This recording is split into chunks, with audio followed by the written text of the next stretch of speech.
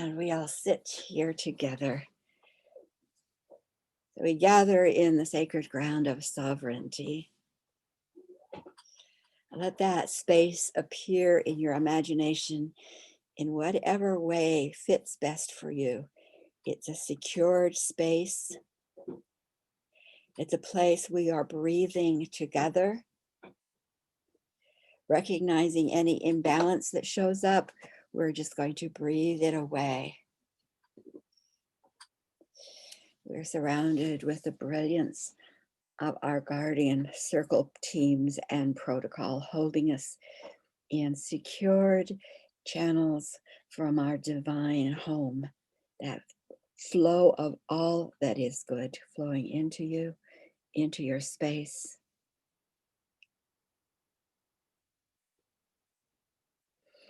We have multiple healing teams with us to help us maintain our energy balance, good mind as we meet. As well as the teams, the immense teams of the PTO protocol to identify any energies that are outsiders, are foreign to our agendas of good, to identify those frequencies, freeze frame them, neutralize them, remove them back to their homes so they cannot and do not exist within our space.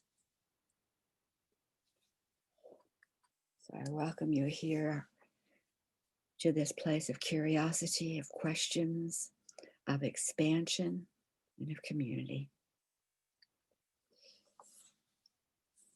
We are here, gathered, secured, safe, protected, in joy. And so it is. I'm going to put up on the board how a member of the divine family might feel down here on the planet. A deeper sense of something bigger to be done, an overarching presence of all good, or sensing and then wanting community, a togetherness, and noticing how fractured we are down here. Feeling like, I think with kids, it's sometimes like these adults are crazy, but when we get to be adults, we see that the whole world is kind of crazy. But when we do find even small reflections of that inner sense of home, we really want to embrace them. One thing for sure, we've forgotten our assignments as ambassadors from those families. We've forgotten Earth mission. And yet we have that desire to be a part of that flow of intelligence and be open to it as much as we know how to do. And ultimately feel like a stranger.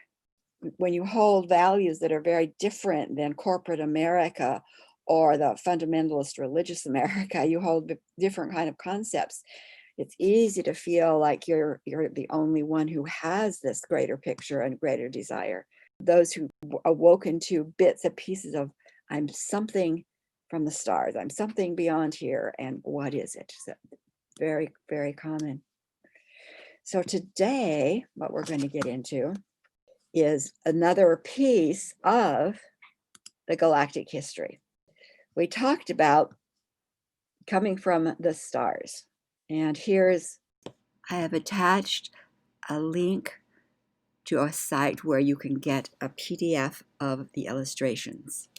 So here are all the divine family types I'm aware of, I've been made aware of on planet Earth. It's not all of those various families that exist out there in what we call universe galactic. There's a lot of intelligent groups of life.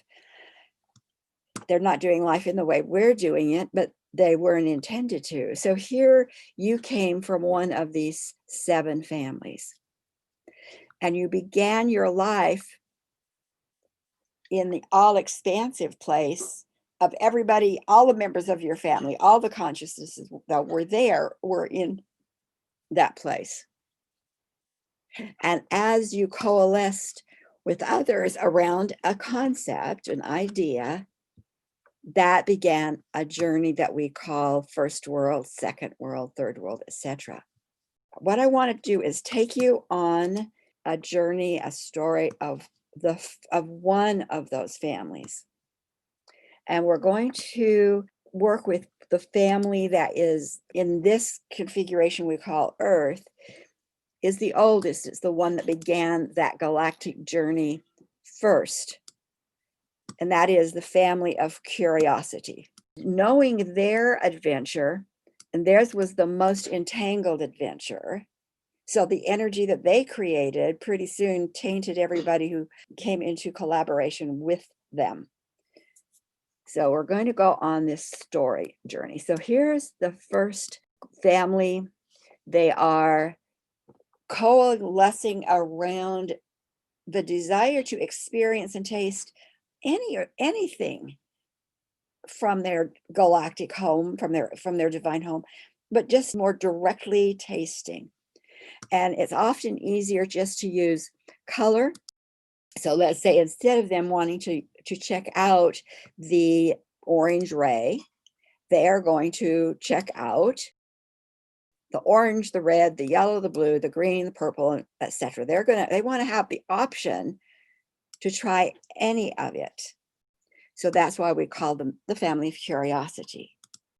At some point within home, when there is enough consciousnesses, whatever that means, because some of these groups have more of those consciousnesses, more family members than others. This was quite a large group because they wanted to be able to explore a lot more. When that group came together at a certain, we'll say, weight, they birthed as a group from home, which became the first world. So in that first world, of course, their umbilical cord, they're still connected to home. That's where they're totally supported, and the life flow comes into that experience of first world from home. And they are acting in group collective mind, consensus. Everyone has an identity, but it also is, the group is how it's functioning. And I mentioned before, it's very much maybe like a beehive. And the frequency was not that different than home because it didn't have any imbalance in it. So they're experiencing a little bit of everything, all like a little bit of home, but they're a little individualized. They've birthed. So then they make a decision that they want to have experiences more directly. That also allows them to have experiences vicariously. And all these things are really important, especially when you get down here on the planet. So they divided into 4 groups. So they decided who's going to do this section of the color wheel, the reds. Who's going to do the yellow or whatever the reds are, whatever the yellows are, whatever the greens are, whatever the blues are. They divide into 4 different groups so that group, let's say with red, is going to explore any hue associated with red, maybe even some of the orange. And they're going to see what that sound is like, what the rhythm is like, what the song is like, because they're not creating form, it's energy. And they're going to experience it directly. And because they're having a direct experience in this beehive, over here, the blues who are experiencing the blue experiences, the songs, the qualities, the rhythms, the dance, they're experiencing it directly. They are still vicariously hearing what red is like, or what yellow is like, or what purple is like. And the thing that refracts them out is numerical formulas. So numbers are hugely important in the galactic worlds. Numbers, they create the codes in the form of numbers. They divide into which divides them into their 4 groups, a little like we do in Zoom. I'm push a button and we're in 2 or 3 groups. And then they experience those uniquely because they're getting a little bit focus, direct, as well as vicarious. Great experience. And then they decide they want to take another step and get a little bit deeper into the direct experience. Remember, the groups are wanting to experience these energies more directly. Group number 1, curiosity, now creates the numerical formulas to divide into 12 groups. That becomes then the third world for them. First world, 1 together. Second world, 4 groups. Third world, 12 together. And now they've narrowed down their direct experience, widen up their vicarious, and getting a little bit deeper into the possibilities of home. I don't know that it's even possible for us to put into words what that was like. So I use rhythms, songs, colors, movement, dance, So here we are in the third world. Everything's going well. Outside of this family group, there are others who've chosen different agendas. And there are social groups that have now become social groups or family groups who chose to experience what it was like to use other people for their good. In order to use other people for their good, they have to entrap the energy. They have to dominate the energy. They have to control the energy. They are a parasitic by nature, and it's what they chose. Now they're out, they've been doing their thing, but this is a new little family group, and they're out there. And the unique thing about this particular family group is like that curiosity makes them much more tolerant, less discerning, because they're very tolerant. They can see a bigger picture, but they're very tolerant. And they haven't gone through much to experience that they need to also be discerning. So here they are, and they're feeling like teenagers, like, wow, this is pretty good. These outsiders find that they create a weakness in order to attach themselves to this family. I mean, it's like juicy. So one of the ways they've done it before, and they did it here, was to broadcast or speak or whisper into the family group so that an idea floats through the family group. Without discernment, no one checks out where it's coming from. It just is an idea. Oh, a new idea pops up. And the idea whisper was this: what would it be like to let go of, in other words, create a sense of disconnect from home periodically? Could you survive on your own? Just for a minute, just disconnect. What would happen? And that idea floated through those 12 groups, and it was accepted. They went, oh, that's a great idea. How would we do that? How could we create? Because our breath is our home. It's a constant. How could we then simulate a disconnect? And because we are extremely brilliant, intelligent, they said, well, let's just create a numerical formula that each of the 12 groups can insert. And it would be like, the one-armed bandit in gambling casinos. So here's the numerical, we're all connected, where everything's connected. And every once in a while, those cherries would line up and it would be like, disconnect. Enough of a disconnect. Let's say there's only 10% there, because we don't ever disconnect. But instead of a 100% flow, we go down to 10% flow. So it simulates, I've let go of home. And then it will come back, just automatic. It's not going to stay. We'll make sure that it comes, then it goes, and then we're back. And we're just going to see what it feels like. Curiosity, of course. That seemed like a great idea. So as they're working out the plans, they go like, but how will we do that? And it was like that numerical chip. It was like putting in a chip, like a little software program, into the energy streams of those 12 refracted groups. Then they said, okay, but we don't know for sure what it's going to be like when we're partially disconnected. Would we be able to eliminate that chip when we want to, or will we be too wobbly to be able to do it? And if we're too wobbly and we try to mess around with the numbers in that state of wobbliness, we'll make a bigger mess than before. So they put their heads together and they came up with a plan. And they said, well, what if, is there any in this whole group that would just wants to vicariously experience the disconnect? They'll stay connected as a separate group. They'll stay connected. They'll vicariously see what's going on, sense what's going on, but they'll never get wobbly.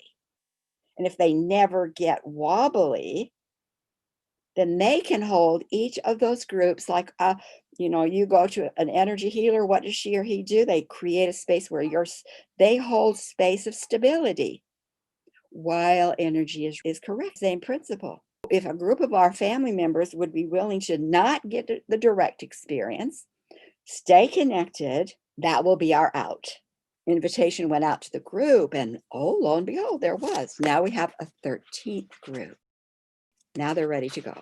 So the 13th group was the observers, the witness, vicariously experiencing, seeing what's going on. And then when any of those groups said, okay, we're ready to get off the ride, they would hold space. The chip would be removed because each group would have to remove their own chip, get their normal numbers back in place, and they would have had the experience of being disconnected and know what that was like. Reminds me of how many of our family members here on Earth, sometimes it happens in our teenage years where we go, hey, I wonder what it would be like. Let me just try meth. Why not just have a hit of meth? And then you get stuck in the meth experience or the heroin experience or whatever. But they had a way out. So the outsiders, their agenda was very different. They wanted the imbalance to happen because in the imbalance is when we are vulnerable. Those people who are dealing with a lot on their plate, in a hospital, dealing with sickness, or people who are sick, their energy is imbalanced. Their energy isn't stable unless they have a way to keep it stable. But in that instability, there is vulnerability because your boundaries are like Swiss cheese. And that's what the outsiders wanted. They wanted Swiss cheese boundaries so that they would have availability to move into those boundaries and attach to become parasitic. So the adventure began. 12 groups are all lined up. The chips are in place. They're not all going to go into spontaneous disconnect at the same time. It's just like yellow, yellow, yellow, muddy yellow, muddy yellow. Now it's back to clear yellow, muddy green, green, green, green, clear, and then muddy green. It's like all over the place. It's like a huge carnival ride. So they put in their chip. They each activate the program. And the 13th stands back to watch the show. Now, initially, it's like up and down and extreme. And, they're having, oh my gosh, squealing, all kinds of things. What a ride. What a ride. The 13th's watching this and they're going like, whoa. And they're also seeing something that those in it aren't necessarily identifying it. And that is that the frequency of home is now lowering. It's becoming slower. It's becoming a little bit dangerous to be around, especially when they're in the disconnect. So here we have 12 groups having their curiosity experience, ready to pull the plug when they're ready.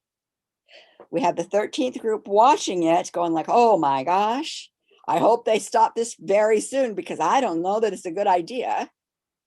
Now we have the outsiders coming in with their next whisper, and theirs is directly into the 13th group. And they say into the 13th group, what a mess. You guys are not enough to hold space. Look what's going on out there. You've never done this before. You're newbies on the block. You're not going to have the stability to do this alone. You are not enough. Let us come in and we will help you. And of course, the 13th group said, well, let's give it a shot, and invited them in. And so when the first of the 12 groups said, okay, we're ready to get off the ride. Hold space. As a 13th group moved forward to hold space, the outsiders going like, pull back, you're going to get stuck, you're not enough. And they caused dissension within the 13th group, a little civil war going on, but we promised, but you can't. Yeah, I don't think we can. So the whole plan got disrupted because the outsiders were now present with their agenda to control, to dominate, and then to use, to stay parasitic, to create a parasitic environment and culture.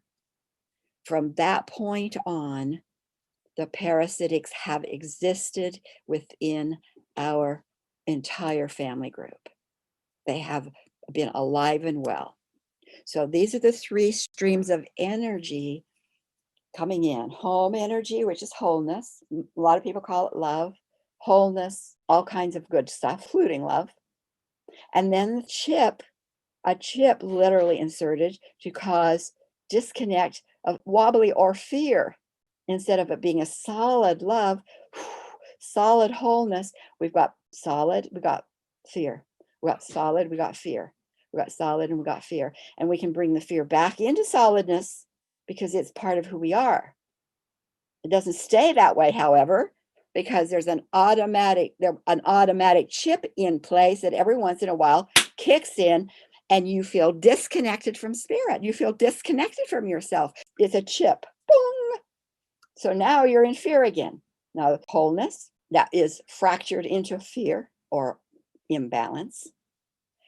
And then you have the third stream. I don't have a third hand here, but you have a third stream, parasitic, outsider, domination energies, literal beings and families who are intent to make their energy stream of domination the culture, because that's the nature of parasitics, to take over and use the energy, even if it means death of the host. So you have three types of energy from the third world on. You have wholeness, you have fear, and they have the automatic chip that keeps making this happen, and you have dominating energy. So now what happens, because of the domination and the fear, the frequencies become lower and lower and lower.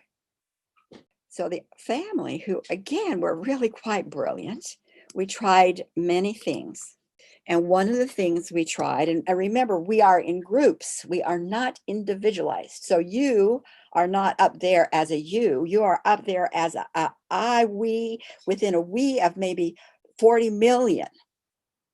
So up here in the galactic worlds, millions are impacted. And down here on the planet, you as one are impacted by what is held in the millions. From that third onward, sometimes we'd create fights to try to keep them out. We tried a lot of different things. Two things that have been impactful is that we created contracts that we agreed to by consensus. So one of the types of contracts is a contract, let's just, by choice, keep our energy low, kind of hide, maybe play possum. And if the 5 million or 6 million agree, then that's the contract. And now, besides the chip, you have a contract that says 10% of the time we'll breathe freely and 90% of the time we won't. Those contracts, I call them sacred contracts. They are galactic sacred contracts. The other reason for that contract was to signal for help. We were in trouble. This galactic family stream was in trouble. And we knew there was others outside of our family who maybe could help us. But how do we let them know we're in trouble? So we agreed to then, again, sacred contract, like if enough of us are in muddy blue long enough, it's like signaling for help. It's like an SOS for help. So all of them were contracts to help us survive, to help us get help.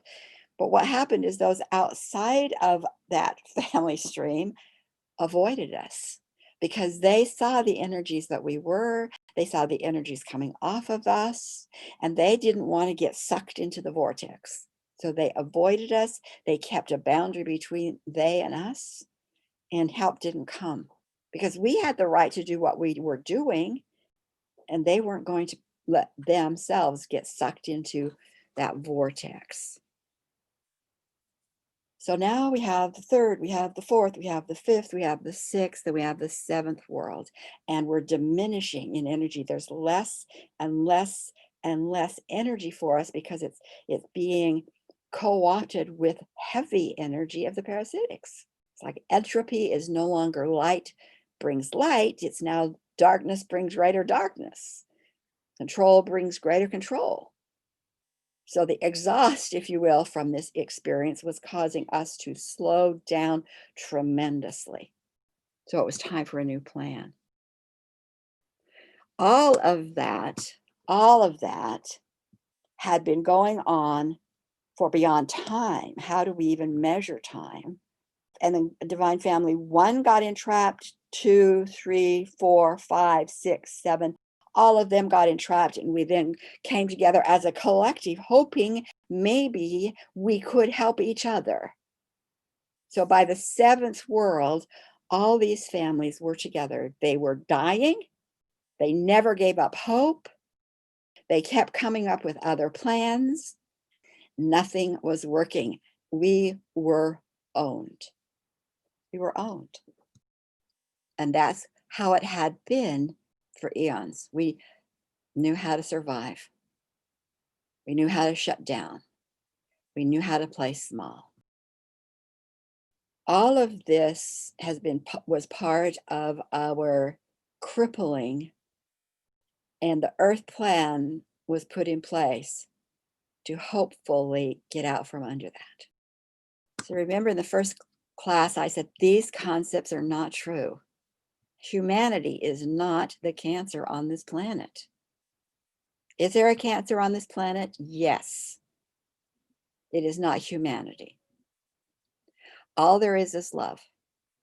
It's not true. Love was our home. There was, for some of the family, for one of the families, there's literally was a chip that kept disconnecting them from home. It was automatic. It was a software program never disinstalled. Would put them into fear, put them into fear. And beyond that, the presence of outsiders' domination was powerfully present. So this is not true. This is not a planet for learning.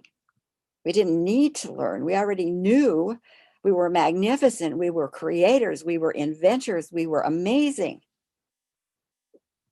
And then we were trapped and stopped from being who we were. You don't need dark to grow. You grow from curiosity. You grow from excitement. You grow from inspiration. The idea that this planet is a planet for learning, and when we learned all, then we will be, this is my last lifetime on the planet. Hello. We're not here to learn and then be gone. We have a different purpose. And what we are is we've been trapped. And as long as we have this obedience thing in here, who are we obeying? It wasn't ever about obey. It was about talking things over, reaching consensus, sharing ideas, excitingly creating. So I'm going to tell you what the Earth plan was. The Earth plan was this. We knew that these outsiders, their energies, they could hide. They were so deceptive. They were so invasive, deceptive, had no respect at all for anything that was divine family. That was food. And so we thought, okay, we've got to have a way so we can identify the vibrations. They weren't manifesting, they were energies. We've got to be able to identify the frequencies. We've got to be able to have the authority to have them removed. we've got to be able to do it quickly, because as soon as we identified them in the galactic world, we point the energy to them and puff, they'd be somewhere else. So we couldn't work with group consensus. It was too slow. We had to have very quick choices. And the whole purpose was getting the outsiders back to their home of origin, disconnecting them, pulling them off, putting them off in when they're a little contained place, and having them move back to their home of origin. And it wasn't about fighting them. We couldn't fight them. It just was not possible to win. It generated food for them. And it wasn't about making them sorry. It wasn't about healing them. Nothing like that. It's like me bringing an elephant home from Africa. I put him in my yard because he's so sweet and cute. And a year later, I cannot have a garden. The door keeps getting knocked down because he wants to be by me. He's an elephant. Hello. He's in the wrong place. Do I fight the elephant? Do I try to make him into a kitty cat? No. He's an elephant. He's in the wrong place, and have him taken back to where I should have left him in the beginning. And that's the matter with these guys. So how are we going to do that?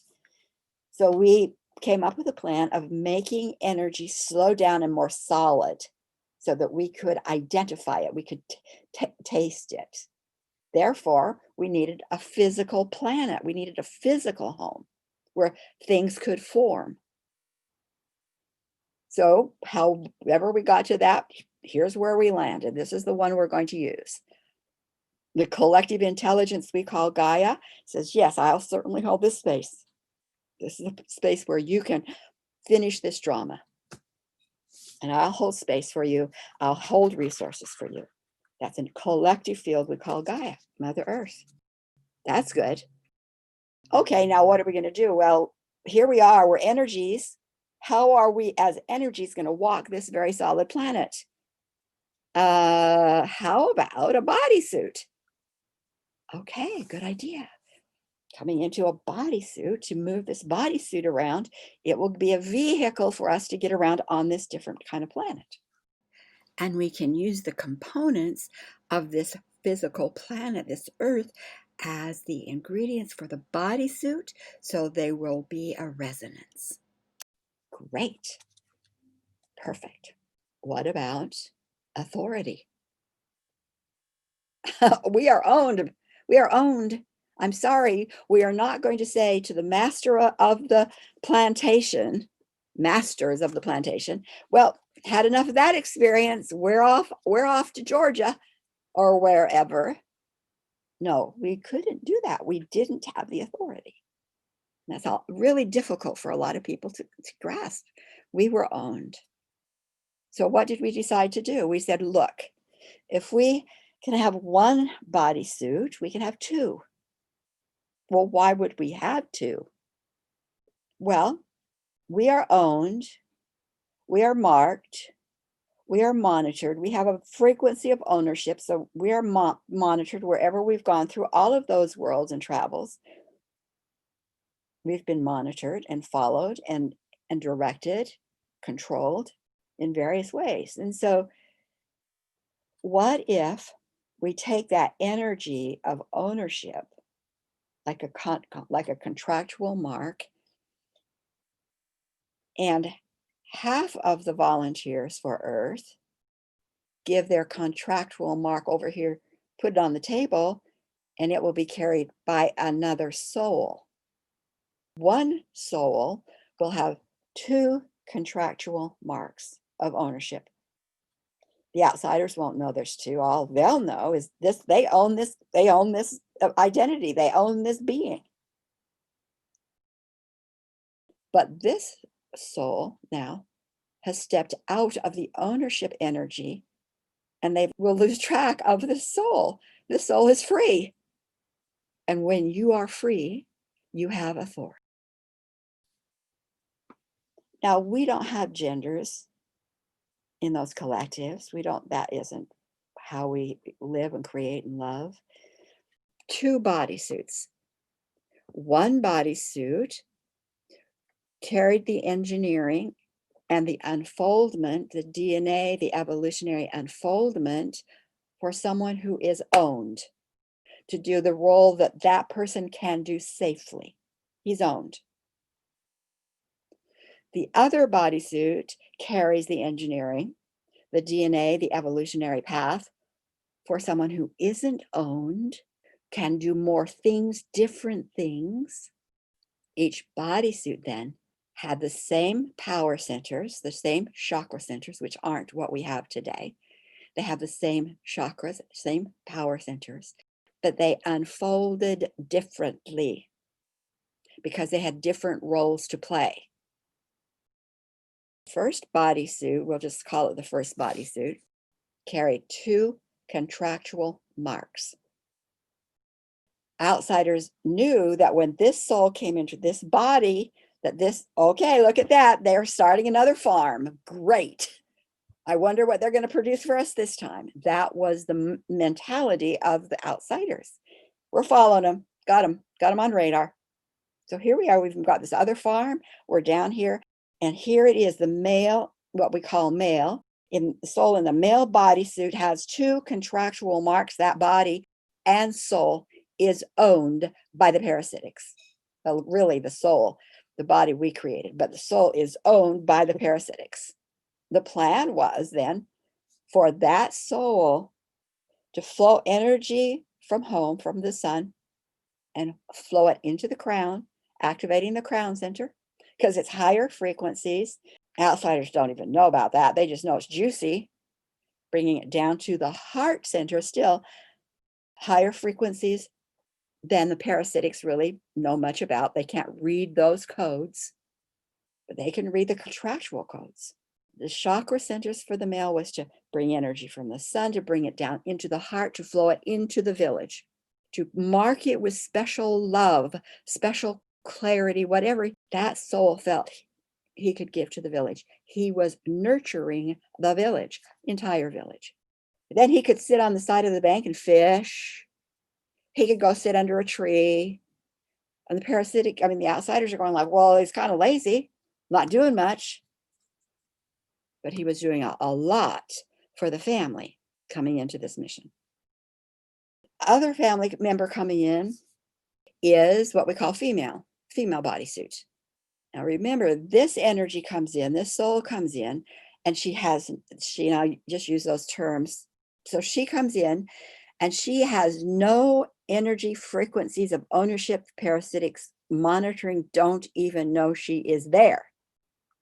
So she's the one that brings that energy right down the midline of the body and into her feet to root onto Mother Earth. Now, Earth energy is more solid. And if the male energy was digging in the earth, parasitics would start to control and determine what could or could not be done. He's staying up high, pretending to be, just lazing around. And the soul coming into a female body moves the energy, soul energy, right down through the bodysuit into the feet, and then send that energy as roots into Mother Earth, where the roots of women, of females, the roots of those soul sisters were to be together, rooted, sharing information, delighting, love flowing, all in collective of the Mother Earth, until she was ready to move to her base chakra and start designing what would be good for the village. She would make everything happen. She would be like the policymakers. She would be like the elected officials, making everything happen for the village to make a culture so that this village, this mission force, could survive on this planet, not just survive, but thrive. Great plan, don't you think? The law of manifestation, absolutely critical on this planet. Energy flowed down to be made manifest, was not about parking spaces. It was not about homes. It was not about what car you're going to drive or what relationship you're going to be in.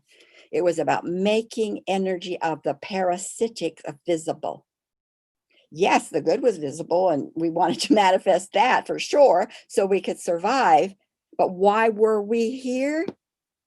To identify outsider energies of any frequency, and with the voice of the female, command its removal.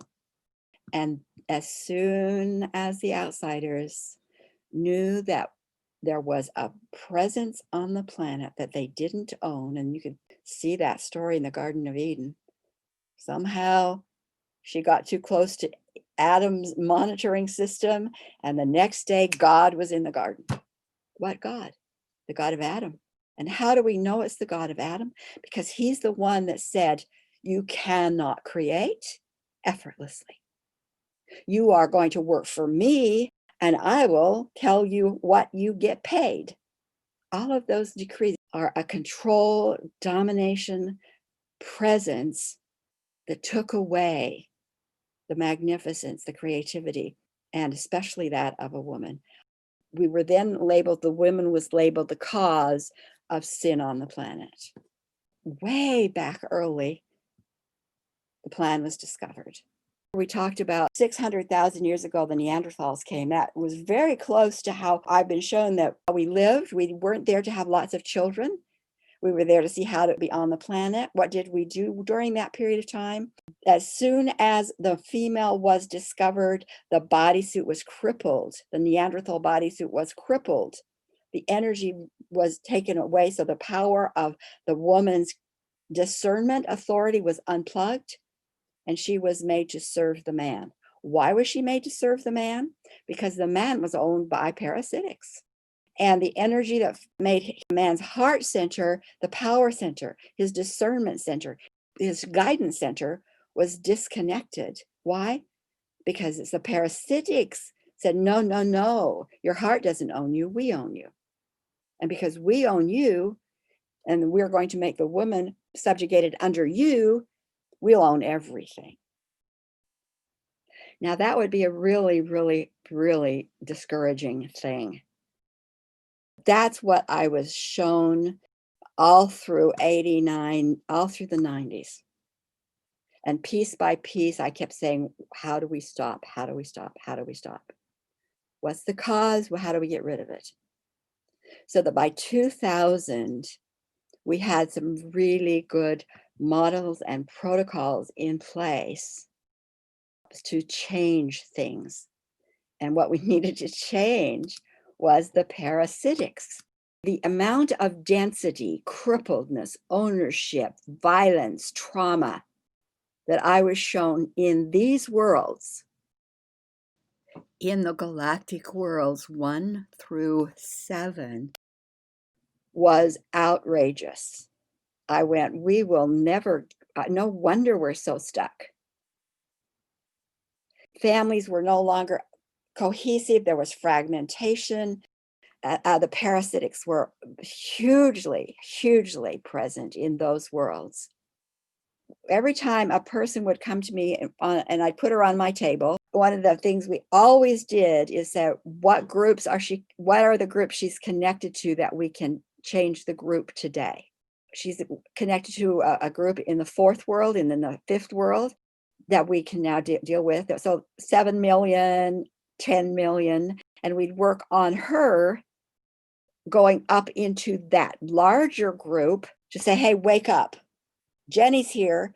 She's here in the future. She's been searching for answers for all of you, and we are now ready to free you. So by working with one person with the authority voice of mind to start with, we would connect to that greater group of, let's say, 7 million consciousnesses who were kind of like dozed off into never land by contract, wake them up, eliminate the contract, get them activated, free them, because if they weren't free, she would never be free. So she had the authority to work within them. I had the authority to work with her. So from 2000 is when we really began working on this. And I had different groups. We worked together for one woman. I worked with her even before that. We've worked together for like 15 years, meeting regularly. I said to my team, let's say that in 2000, the entire energy of the parasitic outsiders is at 100%. as dense as we know it to be. And they said, okay. So I said, using that as a measurement, how much of their presence is left? And they said 25% is left. Most of it exists in this world. Most of it is being seen in this world. This world meaning Earth, the 8 dimensions of Earth, body, mind, spirit.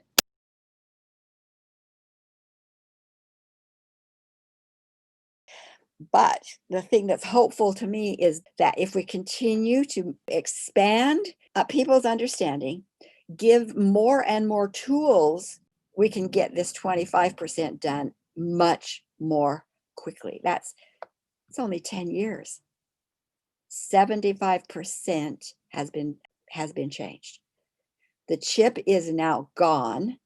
The fracturing is unified. There's very, very, very, very few times I ever find a fracturing or a contract for limit up in these worlds. This is almost 100% pristine.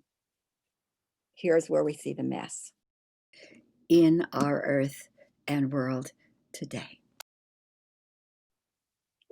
So we aren't here to learn. We're here to remember, step into our space and do exactly what some of you guys were talking about. What is it that knocks me off balance? It's not going to stay in my world. Whether it's a person, whether it's an idea, whether it's a construct, it's not going to stay in my world. So there's a lot that has been done. I think we're at that place of turning the whole thing around. Well, I know we're closer than we've ever been before. And that's why turning the thing around, whatever you feel in that turnaround time for you, it might be finishing your disconnect. It might be understanding that your vision is now ready to grow. And we want it to grow on the galactic landscape,